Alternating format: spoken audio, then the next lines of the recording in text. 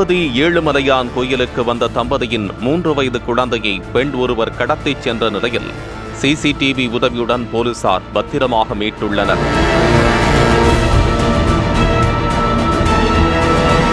தெலங்கானா மாநிலம் கடவால் நகரைச் சேர்ந்த கணேஷ் தனது 3 வயது மகன் அபிநய்க்கு முடி காணிக்கை வேண்டுதலை நிறைவேற்ற குடும்பத்தினர் 10 பேருடன் திருப்பதிக்கு வந்திருந்தார். அங்கிருந்து திருமலைக்கு அலிபிரி மலைப்பாதை வழியாக அவர்கள் பாத யாத்திரையாக சென்றுள்ளனர். அசதியாக இருந்ததால் மலைப்பாதையில் குழந்தைகளை அருகில் வைத்துக் கொண்டு சிறிது நேரம் தூங்கியுள்ளனர். அப்போது விளையாடிக் கொண்டிருந்த குழந்தை அபிநய் திடீரென காணாமல் போனதால் அனைவரும் அதிர்ச்சிக்குள்ளாகி காவலர்களை தொடர்பு கொண்டனர். இதையடுத்து சிசிடிவி காட்சிகளை ஆய்வு செய்ததில் அடையாளம் தெரியாத பெண் ஒருவர் குழந்தையை தூக்கிச் சென்றது தெரிய வந்தது.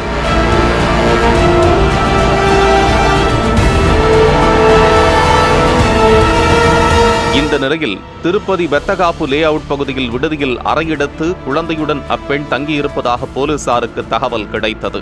இதையடுத்து அங்கு விரைந்த போலீசார் பெண்ணை கைது செய்து குழந்தையை பத்திரமாக மீட்டனர். பின்னர் திருப்பதி எஸ்பி கிருஷ்ணகாந்த் பாட்டீல் முன்னிலையில் பெற்றோரிடம் குழந்தை ஒப்படைக்கப்பட்டது.